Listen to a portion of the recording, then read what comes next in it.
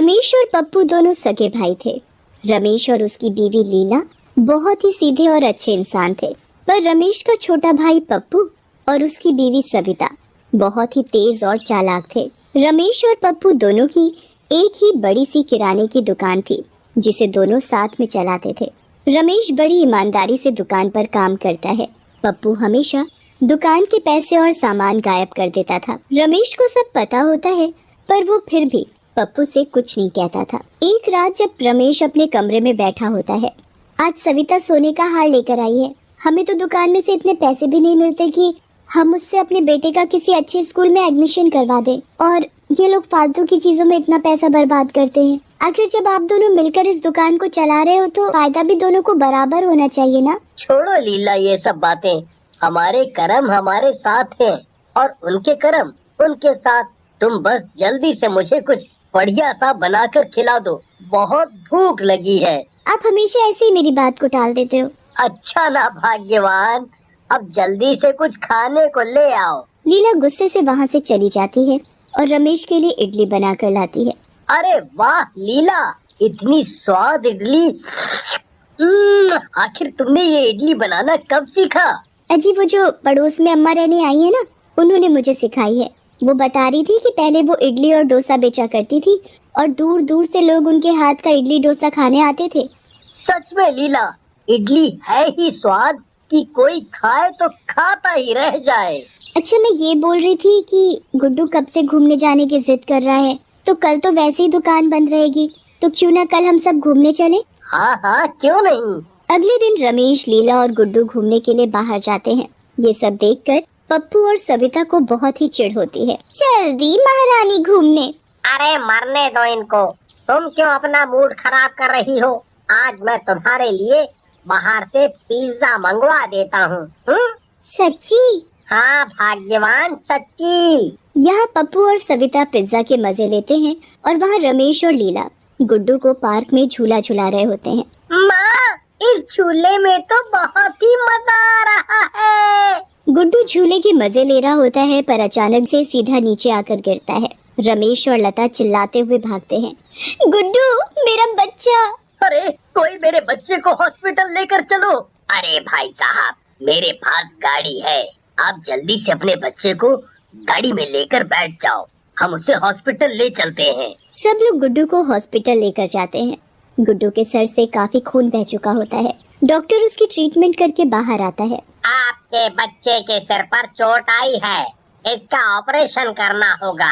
आप जल्दी से 10 लाख रुपए का इंतजाम कर लो। रमेश जल्दी से घर जाकर पप्पू को गुड्डू के बारे में बताता है और उससे 10 लाख रुपए उधार मांगता है। पप्पू बस इसी बात का फायदा उठाकर पूरी दुकान और घर अपने नाम कर लेता है और उसके बदले रमेश को 10 लाख रुपए दे देता है। रमेश उन पैसों से गुड्डू का ऑपरेशन तो करवा लेता है, पर बदले में उसकी दुकान चली जाती है और उन्हें एक किराए के कमरे में रहना पड़ता है। जल्दी गुड्डू ठीक होकर घर आ जाता है। पप्पू भैया ने हमारे साथ कितना गलत किया। गुड्डू उनका भी तो भतीजा है, पर देखो उन्होंने क्या किया। कोई बात नहीं लीला, हमारा डुग्गू बच गया, हमें और क्या चाहिए। काम तो मैं कुछ और भी कर लूँगा। ये तो आप बिल्कुल सही बोल रहे हो जी, पर अब हम करें तो क्या करें? क्या काम शुरू करें? मैं कोई छोटी मोटी नौकरी देख लूँगा। अगले दिन रमेश पूरा दिन नौकरी ढूंढता है, पर उसे कोई नौकरी या काम नहीं मिलता और वो थक कर घर वापस आ जाता है। लीला, मुझे कहीं काम नहीं मिला, हमें कुछ और ही सोचना होगा। क्यों ना हम इडली का ठेला लगा लें? तुम इतनी स्वाद इडली बनाती हो कि कोई भी एक बार खाएगा तो दोबारा जरूर आएगा। हाँ, बात तो आप सही बोल रहे हो, पर हमारे पास इडली बनाने का कुछ भी सामान नहीं है, ना ही पैसे। एक काम करो, पड़ोस की अम्मा से पूछ कर आओ, क्या पता उनके पास इडली बनाने का सामान पड़ा हो। जी बिल्कुल, मैं कल ही अम्मा के पास जाती हूँ। अगले दिन ही लीला पड़ोस की अम्मा के पास जाती है। अम्मा, आपसे एक मदद चाहिए थी। हम एक इडली का ठेला लगाना चाहते हैं, तो क्या आपके पास इडली बनाने का सामान पड़ा है? हाँ बेटी, मुझे सब पता है कि पप्पू ने तुम लोगों के साथ क्या किया। मैं तुम्हारी पूरी मदद करूंगी। मेरे पास आज भी इडली बनाने के सारे बर्तन नीचे कमरे में पड़े हैं, तो तुम जाकर ले आओ। लीला नीचे भंडार कमरे में जाकर इडली बनाने के बर्तन ले आती है। फिर रमेश और लीला दोनों मिलकर बाहर ठेला लगाकर उस पर इडली बेचने लगते हैं। आओ आओ, स्वादिष्ट इडली खाओ। जो एक बार खाएगा दोबारा खाए बिना रह नहीं पाएगा। ऐसी बात है तो जरा एक प्लेट इडली पैक कर दो। हाँ जी मैडम, अभी पैक करती हूँ। लीला एक प्लेट इडली पैक करके उस औरत को दे देती है। जब वो घर जाकर इडली खाती है तो उंगलियां चाटती रह जाती है। फिर इडली खाते खाते उस औरत के मुंह में कुछ कंकर जैसा आ जाता है। हे भगवान, ये क्या है मेरे मुंह? जैसे ही वो औरत उस कंकर को बाहर निकाल कर देखती है तो वो कंकर नहीं बल्कि एक सोने का टुकड़ा होता है। सोना! अरे बाप रे, ये तो सोने का टुकड़ा है। इतने से पैसों में इतनी स्वाद इडली और साथ में सोना। वाह, मेरे तो मजे आ गए। रमेश और लीला पूरी मेहनत से इडली बेच रहे होते हैं। धीरे धीरे कुछ और लोग भी उनके पास इडली खाने आते हैं। एक प्लेट इडली देना। जैसे ही वो लड़का इडली खाता है, अरे वाह, क्या इडली है, मजा आ गया खाकर। अरे ये तो सोने जैसा लग रहा है। मैं इसे जल्दी से छुपा लेता हूँ। क्या पता इडली बनाते वक्त ये इसमें गिर गया हो। वाह वाह, इडली की इडली और सोने का सोना। रमेश और लीला इस बात से बिल्कुल अनजान होते हैं कि उनकी बनाई इडली में सोना निकल रहा है।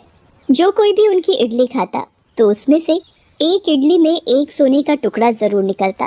पहले ही दिन दोनों की अच्छी कमाई हो जाती है और दोनों बहुत ही खुश हो जाते हैं। रात को दोनों कमरे में बैठकर कमाए हुए पैसे गिनने लगते हैं। आज तो अच्छी कमाई हो गई। अगर हम ऐसे ही कमाते रहे तो बस जल्द ही हमारी सारी मुश्किलें दूर हो जाएंगी। हाँ लीला, भगवान का आशीर्वाद रहा तो ऐसा ही होगा। अगले दिन लीला फिर से खूब सारी इडली बनाती है और दोनों मिलकर उसे बेचने लगते हैं। ठेला लगते ही वहाँ इडली खाने वालों की भीड़ लग जाती है। रमेश और लीला फटाफट सबको इडली देने लगते हैं। अब जो कोई भी पहली बार लीला की बनाई इडली खाता तो उसकी एक इडली में एक सोने का टुकड़ा जरूर निकलता। उनकी दुकान पर एक छोटी सी बच्ची इडली खाने आती है और क्योंकि वो पहली बार लीला की बनाई इडली खाती है तो उसमें भी एक सोने का टुकड़ा निकलता है। देखो आंटी, आपकी इडली में ये क्या निकला है? अरे ये तो सोने का टुकड़ा है। क्या ये सच में इस इडली में से निकला? हाँ आंटी। पर ये सोने का टुकड़ा इडली में आया तो आया कैसे? पता नहीं जी, पर जो भी है ये टुकड़ा हमारी इडली से निकला है तो हमारा ही हुआ ना। भगवान पता नहीं किस किस रूप में हमारी मदद करेंगे। उस दिन के बाद कुछ और ईमानदार लोग लीला और रमेश के पास सोने का टुकड़ा लेकर आते हैं और बताते हैं कि ये उनकी इडली में निकला है। अजी ये सब क्या हो रहा है? मुझे तो कुछ समझ नहीं आ रहा लीला। मैं भी एक खाकर देखती हूँ कि ये सोना आखिर आ कहाँ से रहा है। लीला पहले एक इडली का टुकड़ा खाती है और फिर जैसे ही दूसरा टुकड़ा तोड़ती है उसमें से सोना निकलता है। अजी ये तो जादू है। ऐसा कैसे हो सकता है वरना कि इतनी सारी इडलियों में सोना निकल जाए? क्यों ना हम अम्मा से जाकर पूछे। दोनों अम्मा के घर जाते हैं और उनको इडली में निकलने वाले टुकड़ों के बारे में बताते हैं। आखिर तुमको मिल ही गए वो सोने के टुकड़े। क्या मतलब अम्मा? क्या आप इसके बारे में पहले से जानती हैं? हाँ मैं जानती हूँ। दरअसल जो बर्तन तुम इडली बनाने के लिए ले गई हो वो कोई मामूली बर्तन नहीं है। उसमें तुम कुछ भी बनाओगे तो उसमें सोना निकलेगा। हे भगवान, मुझे तो यकीन नहीं हो रहा। पर आपने ये जादुई बर्तन मुझे क्यों दिया अम्मा? इसे आप भी तो इस्तेमाल कर सकती थी। हाँ हाँ हाँ। नहीं बेटी, मैं बूढ़ी हो गई हूँ और मेरे पास तो सब कुछ है। और वैसे ही इस बर्तन का बना हुआ पहली बार जो खाता है सोना उसमें ही निकलता है। एक आदमी को बार बार सोना नहीं मिलेगा। अच्छा तो ये बात है। पर फिर भी अम्मा, हम ऐसे पैसा नहीं कमाना चाहते और हम नहीं चाहते कि कोई सोने की इडली के लालच में हमारे ठेले पर आए। हम तो चाहते हैं कि लीला की बनाई इडली के स्वाद के लिए लोग वहाँ बार बार आए। हाँ अम्मा, हम आपको वो बर्तन वापस करना चाहते हैं। हम मेहनत से कमाना चाहते हैं। तुम दोनों सच में बहुत ही अच्छे लोग हो। अगले दिन रमेश और लीला अम्मा को उनके बर्तन वापस दे आते हैं और अपने लिए नए बर्तन खरीद लेते हैं। उस दिन के बाद कभी किसी की इडली में सोना नहीं निकलता, पर फिर भी उनके ठेले पर हमेशा भीड़ रहती है। गोवा में समुद्र के किनारे सागर नाम का एक लड़का उदास मन से रेत के घर बनाता और तोड़ देता, फिर बनाता फिर तोड़ देता। उसे ऐसा करते देख डेविड नाम का एक आदमी बोला, ए लड़के, यहाँ से हट जा। हमें यहाँ पर नए साल की तैयारियां करनी है। जल्दी हट। सब सुन लो, यहाँ से वहाँ तक सभी सजावट जल्दी जल्दी करनी है। ये नया साल क्या होता है अंकल? तुझे नया साल नहीं पता? नया साल यानी कि न्यू ईयर। कल रात हम नए साल में प्रवेश करेंगे और नए साल का जश्न मनाएंगे। अच्छा, फिर तो बहुत मजा आता होगा नए साल के जश्न में। अंकल, नए साल में प्रवेश करेंगे? मैंने तो कभी भी नया साल नहीं मनाया। क्या मैं भी आपके साथ नए साल का जश्न मना सकता हूँ? गरीब बेसहारा दिखाई पड़ता है, अपने पास ही रोक लेता हूँ। मेरी मदद भी हो जाएगी और नए साल का जश्न भी देख लेगा तो मेरा क्या जाएगा। देख, ये हो सकता है कि मैं तुझे नए साल का जश्न देखने की इजाजत दे दूं, पर मेरी एक शर्त है। बदले में तू सारे झूठे बर्तन साफ करेगा और पूरी पार्टी खत्म होने के बाद झूठे बर्तन और क्रॉकरी उठाकर लाने की जिम्मेदारी तेरी होगी। ठीक है अंकल, मुझे मंजूर है, मैं सारा काम कर दूंगा। सागर देखता है समुद्र के किनारे पर छोटी छोटी सुंदर सी सजावट वाली झोपड़ियां तैयार हो रही हैं। रात के वक्त वहाँ लोग अपने अपने परिवारों के साथ आना शुरू हो गए हैं। सबने नए नए कपड़े पहने हैं। लाइट, रोशनी, संगीत, खाना पीना, डांस, शोरगुल में सब मस्ती कर रहे हैं। ये देखकर सागर सोचता है, सब लोग कितने सुंदर लग रहे हैं। सबने नए नए कपड़े पहने हैं। अगर ये सब नए कपड़े पहन सकते हैं तो मैं क्यों नहीं पहन सकता? सागर, तुझे यहाँ काम पर रखा है ना?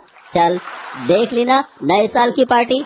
अब कुछ देर में जब सब लोग चले जाएंगे, सारे झूठे बर्तन उठाकर ले आना और अच्छे से धोना, नहीं तो भगा दूंगा यहाँ से। डेविड अंकल, ये नए साल की पार्टी अभी और कितने दिन चलेगी? अभी कुछ दिन और चलेगा नए साल का जश्न। फिर तो मैं कुछ दिन और रुक सकता हूँ ना डेविड अंकल? काम करता रहे, मुझे क्या दिक्कत होगी। चल अब बातें बनाना बंद कर और जल्दी जल्दी काम खत्म कर। अगले दिन सागर फिर नए लोगों को पार्टी में धूम मचाते देखता है। अब वो भी उन सबके बीच जाने की कोशिश करता है, पर वो जब अपने कपड़ों को देखता तो यही सोचता, मेरे कपड़े तो गंदे और फटे हुए हैं। बहाने से ये कोल्ड ड्रिंक ले जाता हूँ और कुछ देर मस्ती करके वापस आ जाऊंगा। नए साल के जश्न में लोगों को झूमता देख सागर अपने कदम नहीं रोक पाता। वो बहाने से वहाँ पहुँचता है। तभी भीड़ में उसके हाथ से कोल्ड ड्रिंक की ट्रे गिर जाती है। एक आदमी उसे लात मारकर गुस्सा करने लगता है। तेरी इतनी हिम्मत, तूने मेरा इतना महंगा सूट खराब कर दिया। ये इस पार्टी का मैनेजर कहाँ है? अब क्या हुआ सर? ऐसे लड़कों को नौकरी पर रख लेते हो जिन्हें काम तक नहीं करना आता। ऐसे नौकरों को तो निकाल बाहर करना चाहिए। मेरे कपड़े खराब कर दिए। अगर ये नौकर दोबारा मुझे यहाँ दिख गया तो फिर तुम सोच भी नहीं सकते कि मैं क्या कर सकता हूँ। आप गुस्सा मत हो।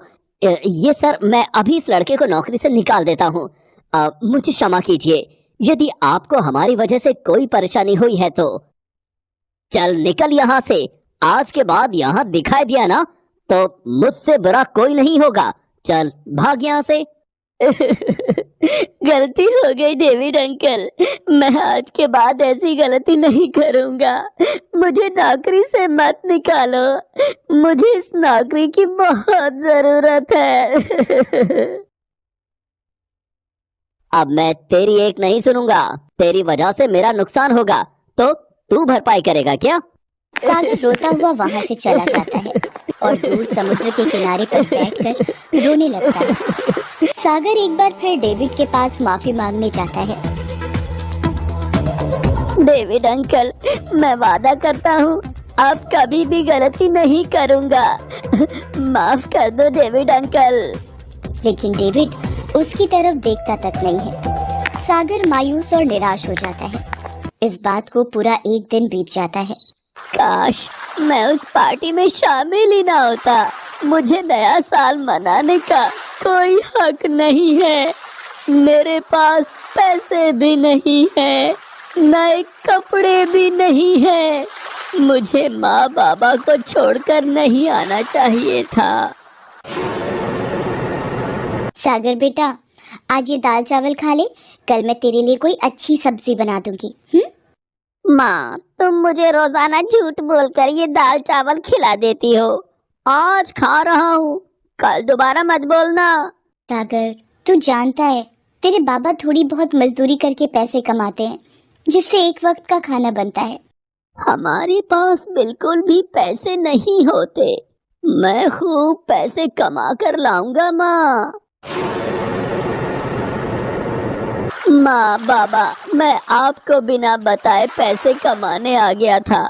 मैंने सोचा था ये नौकरी मिल गई है, अब पैसे जुड़ जाएंगे, पर मेरे से भूल हो गई माँ।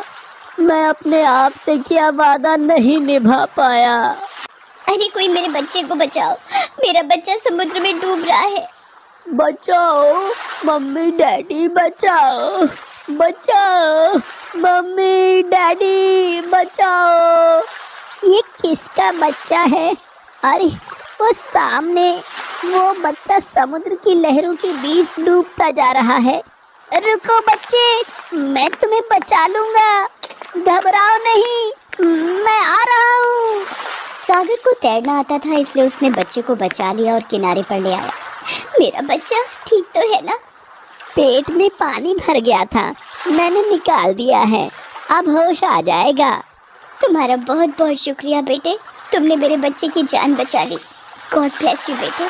तुम तो वही हो जिस पर कल मैं चिल्लाया था और नौकरी से निकलवा दिया था। ओह, आई एम सॉरी बेटा, मुझे माफ कर दो। आप माफी मत मांगिए सर, आप मेरे से उम्र में बड़े हैं। मैनेजर, सागर की नौकरी मेरी वजह से छूटी थी। सागर एक होनहार लड़का है, इसे मेरे कहने पर दोबारा नौकरी पर रख लीजिए। सर, सागर को चिंता करने की कोई जरूरत नहीं होगी, ये अब मेरे पास ही रहेगा। मुझे पता है सागर एक बहुत ही होनहार बालक है। सागर, तुमने हमारे बच्चे की जान बचाई, ये हम पर तुम्हारा बहुत बड़ा उपकार है। शुक्रिया आंटी, मुसीबत में किसी की जान बचाना हमारा पहला कर्तव्य है, ये मैंने अपनी माँ से सीखा है।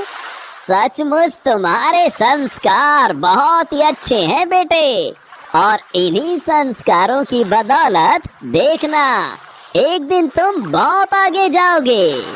सागर खुश हो जाता है। डेविड सागर को दोबारा नौकरी पर रख लेता है। धीरे धीरे सागर की मेहनत और ईमानदारी देखकर डेविड सागर को गोवा में अपने दूसरे होटल की जिम्मेदारी भी सौंप देता है। सागर खुशी खुशी पैसे कमाकर छुट्टी लेकर घर पहुंचता है। सागर, मेरे बच्चे, तू कहाँ था इतने दिन? तेरी माँ का तेरे बिना बुरा हाल है, वहीं मंदिर में बैठी भगवान से तेरी सलामती की प्रार्थना कर रही होगी। माँ देखो, मैं आ गया हूँ, मैं लौट आया हूँ। ये तो मेरे सागर की आवाज है। मेरे बेटे, तू कहाँ चला गया था अपनी माँ को बिना बताए? माँ बाबा, मैं आपके लिए नए साल की खुशियाँ लेने गया था। मैं जहाँ रहता हूँ, अब आप दोनों भी मेरे साथ रहोगे। सागर अपने माता पिता को सारी बात बताता है, जिसे सुनकर वे दोनों बहुत खुश होते हैं। उस दिन सचमुच सागर अपने माता पिता के लिए नए साल की खुशियाँ ढूंढ कर ले आया था।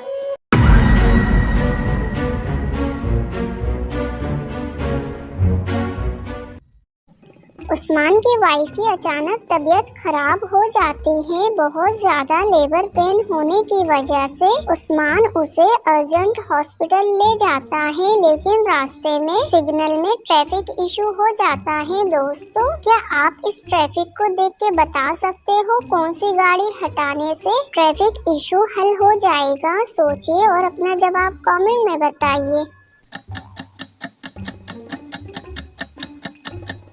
इस पहेली का सही जवाब है ऑप्शन 3 वाले गाड़ी को पीछे किया जाए तो पूरा ट्रैफिक हल हो जाएगा। दोस्तों, क्या आपने भी ऑप्शन 3 सिलेक्ट किया था?